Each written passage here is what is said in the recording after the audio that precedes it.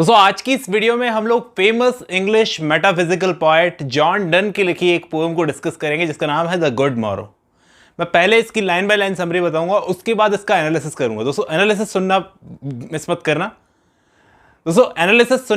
करना। क्योंकि वो बहुत ही इंपॉर्टेंट पार्ट है। शुरू करते हैं, मिलता हूं इस वीडियो के एंड में। तो सबसे पहले तो दोस्तों इस पोएम को शुरू करने से पहले मैं आप लोगों को कुछ चीज़ें क्लियर कर देता हूं।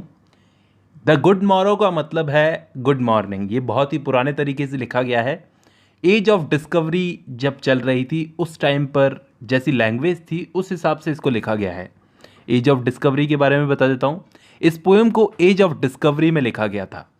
एज ऑफ डिस्कवरी वो एज थी 15 से 17 सेंचुरी की जो एज थी उसको एज ऑफ डिस्कवरी माना जाता है, क्योंकि इस टाइम पर यूरोप के जो देश थे सारे के सारे वो समुद्रों में जहाज के रास्ते नए देशों को ढूंढ रहे थे। जैसे कोलंबस ने अमेरिका को ढूंढा, वास्को डेगामा ने इंडिया को ढूंढा, तो उस टाइम को एज ऑफ डिस्कवरी कहा जाता है। अब ये चीज़ें मैं आपको क्यों बता रहा हूँ, क्योंकि जॉन डन ने इस पोएम में ऐसी ही कोई बात कही है। जब हम पोएम को आगे पढ़ेंगे तो समझ में आएगा। शुरू करते हैं। 3 स्ट्रेंजा की पोएम है, बहुत ही सिंपल सी पोएम है। I wonder by my truth what thou and I did till we loved. मैं हैरान हूँ अपने इस सच को सोच सोच कर कि जब हम लवर्स नहीं थे, जब हम प्रेम में नहीं थे, तुम और मैं, अपनी बिलवर्ड से बोल रहे हैं पॉइंट यहाँ पर। मतलब मैं ये सोच रहा हूँ कि जब हम दोनों एक दूसरे के लवर्स नहीं थे तो हम क्या करते थे। ये है इस लाइन का मतलब। पर we not wean till then, कि क्या तब तक हम दूध ही पीते थे अपनी माँ की छाती से। वीन का मतलब है दूध छुड़ाना। कोई बच्चा होता है उसके मुंह से दूध छुड़ा दिया जाता है, तो क्या तब तक हमारे मुंह से दूध तक नहीं छुड़ाया गया था। But sucked on country pleasure childishly, या फिर उस वक्त तक सिर्फ हम कंट्री प्लेजर्स को एंजॉय करते थे। कंट्री प्लेजर्स का मतलब लोली प्लेजर्स, बचकानी चीज़ें। बचकानी चीज़ें मतलब सेक्स, यानी कि सतह वाला प्यार, ऊपर ऊपर का, उसी को चाइल्डिशली बचकाने तरीके से हम लोग एंजॉय करते थे। और snorted we in the 7 sleepers den, या फिर हम 7 स्लीपर्स के साथ उनकी गुफा में सो गए थे। दोस्तों ये 7 स्लीपर्स की एक कहानी है बाइबल में, जिन्होंने खुद को रिलीजन के कहर से बचने के लिए 200 या 300 सालों तक गुफा में छुपा लिया था इन 7 स्लीपर्स ने। तो उनके साथ में हम लोग उनकी गुफा में सो गए थे। क्या डैन का मतलब गुफा और स्नॉटेड का मतलब खर्राटे भरना। तो वहाँ पे क्या हम खर्राटे भर रहे थे। तो यहाँ पर पोएम की शुरुआत ही पोएट ने 3 क्वेश्चन से की है, और ऑब्वियसली जिनके जवाब वो जानना नहीं चाहता।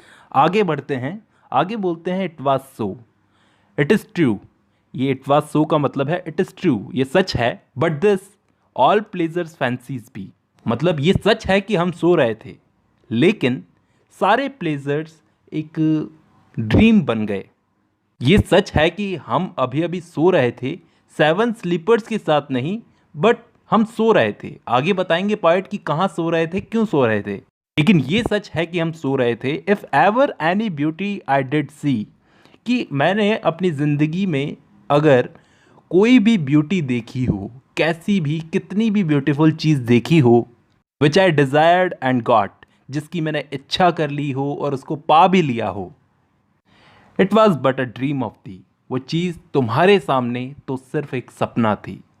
यानी तुमको पाने से पहले मैंने कोई भी चीज़ अगर देखी तो वो सिर्फ एक सपना थी। तो ये सच है कि हम सो रहे थे, और एक दूसरे से प्यार करने के बाद, एक दूसरे से प्रेम में पड़ने के बाद ही हम जागे हैं। आई होप फर्स्ट स्टैंजा ढंग से समझ में आ गया होगा।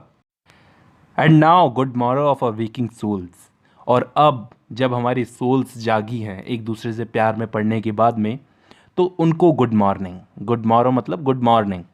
विच watch not one another out of fear, जो एक दूसरे को, मतलब हमारी सोल्स एक दूसरे को आउट ऑफ फियर मतलब जेलसी से नहीं देखती। There is no need of jealousy. आगे वाली ये जो 2 लाइनें हैं इनको एक साथ पढ़ना पड़ेगा। For love all love of our sights controls and makes one little room and everywhere. इन 2 लाइनों का मतलब यह है कि प्रेम ने हम दोनों को ऐसा कर दिया है कि हम दोनों एक दूसरे को, सिर्फ एक दूसरे को देखने के अलावा कुछ और देखने की हम लोगों को ज़रूरत ही नहीं है। और उसी प्यार ने इस छोटे से कमरे को जिसमें हम हैं उसको पूरी दुनिया जितना बड़ा कर दिया है। And makes one little room and everywhere का मतलब इस छोटे से रूम को इतना बड़ा कर दिया है कि जैसे एक वर्ल्ड हो। और लव ने हमारी दूसरी साइड्स को कंट्रोल कर लिया है, मतलब हम दूसरी जगहों पर ना देखें, सिर्फ एक दूसरे को देखें। Let's sea discovers to new worlds have gone. जो सी डिस्कवरीज करते हैं, जो दूसरे वर्ल्ड्स को ढूंढते हैं, जैसे कोलंबस और वास्को डी गामा, वैसे डन ने यहाँ पे कोई नाम नहीं लिया है, कि जो सी डिस्कवर्स हैं, जो समुद्र के रास्ते दूसरी दुनिया को ढूंढते हैं, दूसरे देशों को ढूंढते हैं, उनको ढूंढने दो, वो जो करते हैं करने दो। Let maps on other worlds have shown, कि जो लोग मैप्स बनाते हैं इस दुनिया का, चार्ट्स बनाते हैं कि इस देश के ऊपर ये देश होगा, उनको भी अपना काम करने दो। And let us possess one world, कि हमारे पास तो हमारा एक ही वर्ल्ड रहने दो। हमारे पास मतलब हम लवर्स के पास तो हमारा एक ही वर्ल्ड रहने दो। Each hath one and is one. हमारे पास तो हमारा एक ही वर्ल्ड रहने दो जो हम एक दूसरे के लिए खुद हैं। Each hath one and is one का मतलब है हम दोनों के पास हमारा खुद का एक एक वर्ल्ड है। उसके पास भी अपना एक वर्ल्ड है यानी कि मैं, और मेरे पास भी अपना एक वर्ल्ड है यानी कि वो। माई फेस इन दाइन आई एंड दाइन इन माई अपीयर्स, कि मेरा फेस तुम्हारी आंखों में और तुम्हारा मेरी आंखों में दिखता है। And true plain hearts do in the faces rest. इस लाइन का मतलब है कि हमारे दिल की सच्चाई, प्लेन हार्ट्स जो हैं, हमारे दिल की सच्चाई वो हमारे फेसेस पर साफ दिखाई पड़ती है। Where can be find two better hemispheres, इससे बेहतर हेमिस्फीयर्स, दो बेहतर पृथ्वियाँ या फिर कह लो संसार, वर्ल्ड हमें कहाँ मिलेंगे। विदाउट शार्प नॉर्थ, जहाँ नॉर्थ की ठंड नहीं होगी, शार्प नॉर्थ का मतलब cold north. Without declining west, और वो डार्कनेस भी नहीं होगी जो पश्चिम में जब सूरज डूब जाता है तो डार्कनेस छा जाती है, तो वो वेस्ट भी नहीं होगा हमारे वर्ल्ड के अंदर, सूरज हमेशा खिला रहेगा। Whatever dies was not mixed equally, मतलब एक थ्योरी थी, मानने की बात थी कि इस दुनिया में अगर कोई चीज़ ख़त्म होती है तो उसका कारण ये होता है कि वो इक्वली मिक्स नहीं होती, इसकी वजह से वो ख़त्म होती है। तो यहाँ पर जॉन डन ने भी कहा है कि जो कुछ भी ख़त्म होता है इस दुनिया में वो ठीक से मिक्स नहीं होता, इसलिए वो ख़त्म होता है, उसके पार्ट्स ठीक से मिक्स नहीं होते। और आगे की दो लाइनों में बोलते हैं, if our two loves be one or thou and I love so alike that none do slacken none can die. इन दो लाइनों का मैं आपको मतलब सिंपल भाषा में बताता हूँ। डन कह रहे हैं कि इस दुनिया में जो कुछ भी मिक्स नहीं होता ढंग से वो ख़त्म हो जाता है, लेकिन हमारा लव तो इतने अच्छे से मिक्स हुआ है कि हम दोनों एक दूसरे में मिलकर एक हो गए हैं, और हमारा लव कभी अपनी पावर नहीं खोएगा। स्लैकन का मतलब कम होना, ढीला होना, सुस्त हो जाना, तो पावर नहीं खोएगा अपनी और ना मरेगा। और इन्हीं दो फाइनल लाइंस के साथ में ये पोएम ख़त्म होती है। अब इस पोएम में दोस्तों जॉन डन ये कह रहे हैं कि प्यार में जो आदमी पड़ गया मतलब वो जाग गया, उससे पहले वो सो ही रहा होता है, कहने का मतलब यह है। और हमको मालूम है ये चीज़ साबित करने के लिए डन ने इस पोएम की शुरुआत सवालों से की है जिनके वो जवाब जानना नहीं चाहता। तो जो प्यार में पड़ गया मतलब वो जाग गया, मतलब उससे पहले वो सो ही रहा होता है, उसकी सोल जाग जाती है प्यार में पड़ने के बाद में। ये एकदम रिलीजियस एक्सपीरियंस की तरह होता है। मतलब कोई आदमी अगर जिसने अभी अभी धर्म का असली मतलब समझा हो और उसे अपनाया हो तो उसे लगता है कि वो अभी अभी जागा है। ऐसा ही कुछ प्यार के साथ भी होता है, जब वो प्यार में पड़ जाता है तो उसे ऐसा लगता है कि वो अभी अभी जागा है। और दोस्तों आई होप आपको इस पोएम का मतलब समझ में आया होगा, एक्चुअल मीनिंग समझ में आया होगा। तो आज की वीडियो में बस इतना ही। वीडियो को पूरा देखने के लिए बहुत बहुत धन्यवाद। इस पोएम को लाइन बाय लाइन पढ़ने के बाद अगर कोई इंसान जिसने सीरियसली डन को पढ़ा होगा तो एक चीज़ वो ज़रूर सोचेगा, यार डन तो बहुत इंटेलिजेंट आदमी थे, वो ऐसी लव पोएम कैसे लिख सकते हैं। ऐसा नहीं है कि लव पोएम लिखना कोई ख़राब बात थी, तो उस टाइम पर ट्रेंड ही ऐसा चल रहा था लव पोएम्स लिखने का। इन्होंने रिलीजियस पोएम्स भी लिखी है, लव पोएम्स भी लिखी है, इंटेलेक्चुअल पोएम्स भी लिखी है, लेकिन ये काहे लिखी, इसमें ऐसा क्या है मैंने जैसा आपको बताया फैशन चल रहा था उस टाइम पर लव पोएम्स लिखने का, और इसके अंदर काफ़ी एक इंटेलेक्चुअल बात की है यहाँ पर पोएट ने, वो मैं आपको बताऊँगा कि क्यों हमारे सिलेबस में ऐसी लव पोएम को पढ़ाया जाता है। देखो, लव पोएम्स लिखने का सिलसिला जो था वो काफ़ी पहले से चलता आ रहा था।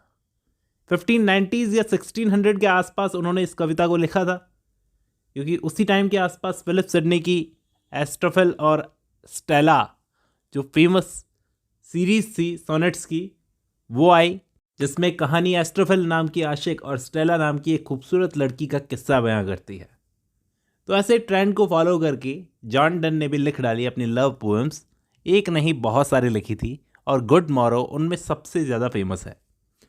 डन ने भी ऐसे टाइम पर ये पोएम को लिखा जब लव पोएम्स लिखने का पुराना फैशन तो जा रहा था, और इन्होंने मौका देखकर उस टाइम पर नया ट्रेंड शुरू कर दिया कि तुम लव को एकदम ट्रेडिशनल तरीके से कैसे देखते हो, एक नए एंगल से देखो। हम हमेशा प्रेमियों को जुदा क्यों करें, साथ में भी तो ला सकते हैं। और हम हमेशा लवर्स को दुनिया के वर्ल्ड टूर पर क्यों भेजें, हम उनको एक कमरे में रखकर भी उनकी दुनिया बना सकते हैं। ये मैं इस पोएम की थीम्स की बात करता हूँ और मेन आइडिया की बात करता हूँ कि क्यों ऐसी पोएम हमें पढ़ाई जाती है। दोस्तों, ये पोएम जो थी डन ने प्यार को सेलिब्रेट करने के लिए लिखी थी। उनके हिसाब से लव एक टाइप की अवेकनिंग होती है, एक टाइप का जागना। इंसान की आंखें तभी खुलती है जब वो प्यार में पड़ता है, उनके हिसाब से। इसका मतलब ये है कि जॉन डन कंपेयर कर रहे हैं खुशियाँ जब आप अकेले में एक्सपीरियंस करते हो प्यार में पड़ने से पहले, और वो खुशियाँ जो आप प्यार में पड़ने के बाद में एक्सपीरियंस करते हो, तो कंपेयर करें तो वो खुशियाँ ज़्यादा होती है। मतलब जो आपने पहले एक्सपीरियंस की जाती है जो खुशियाँ अकेले में, वो बहुत फीकी पड़ जाती है जब आप किसी के साथ में एंजॉय करते हो अपने टाइम को, आपकी खुशियाँ दोगुनी हो जाती है। देखो, यहाँ पर प्यार को जॉन डन आत्मा की जागृति कहते हैं। किसी भी रिलीजियस एक्सपीरियंस से कम नहीं होता प्यार।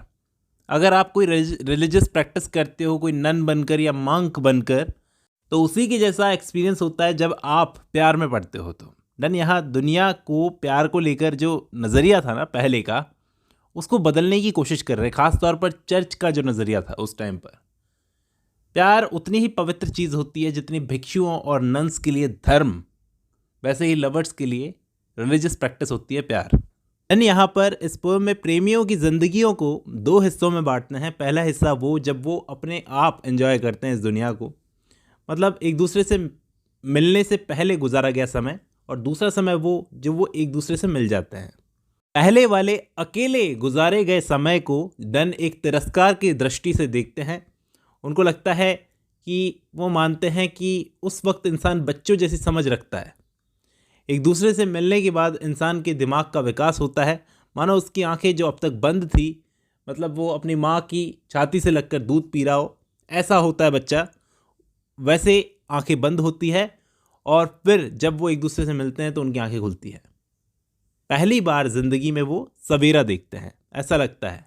प्रेमियों के लिए उनका छोटा सा कमरा ही उनका संसार बनकर रह जाता है।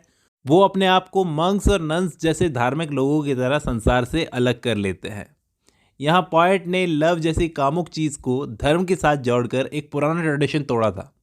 पुराना ट्रेडिशन क्या चलता था कि आप कम से कम लव को तो धर्म के साथ में नहीं जोड़ सकते, वो एक कामुक चीज़ होती है, इसको अलग रखा जाए तो ज़्यादा बेटर है। यहाँ तक कि आप देखते होंगे कि प्रीस्ट जो होते थे पुराने ज़माने में, वो शादी नहीं करते थे। यहाँ पर पुराना ट्रेडिशन तोड़ते हुए डन क्या बोलते हैं कि प्रेम धर्म से कम नहीं होता, प्रेम भी हमें वहीं ले जाता है जहाँ धर्म हमें ले जाने का वादा करता है। और कमाल की बात यह है कि अपनी बातों को जॉन डन जस्टिफाई करने के लिए, या फिर कहें कि अपने अफेयर्स को, जो एक्स्ट्रा मैरिटल अफेयर्स उनके चलते थे, उनको जस्टिफाई करने के लिए एक तर्क देते हैं कि प्रेम चाहे कोई भी हो, शादीशुदा होने के बाद वाला प्रेम हो, मतलब जिस पर चर्च थप्पा लगा देता है, या फिर शादीशुदा ना होकर किया जाने वाला प्रेम हो, प्रेम कोई भी हो, आपको वहीं ले जाएगा जहां चर्च आपको ले जाने का वादा करता है। अब आपको सबसे इंपॉर्टेंट चीज़ ये ध्यान रखनी है कि इस पोएम को तब लिखा गया था जब एज ऑफ डिस्कवरी चल रही थी, मतलब 15th से 17th सेंचुरी तक यूरोपियंस ने जो समंदर पार करके देशों को खोजना शुरू किया था, मैप्स बनाने शुरू किए थे। तो शायद जॉन डन ने इन्हीं लोगों को अपनी आंखों से देखा होगा देश से बाहर जाते हुए, तभी वो इस पोएम के सेकंड स्टेंजा में लिखते हैं, let sea discoveries to new world have gone, let maps to other worlds on worlds have shown. यही वो दो लाइनें हैं जिनमें उनका कहने का मतलब ये है कि इन लोगों को घूमने दो, ढूंढने दो नए नए देश, नए नए नक्शे बनाने दो। हमारा तो पूरा संसार हमारा ये छोटा सा कमरा है। हम अपने बिस्तर में लेटकर एक दूसरे की आंखों में देखकर पूरा जहान घूम लेंगे। यहाँ ये छोटा सा कमरा भी इस पूरे वर्ल्ड को सिंबलाइज करता है। यहाँ पर एक बहुत ही डीप फिलॉसफी की बात की गई है।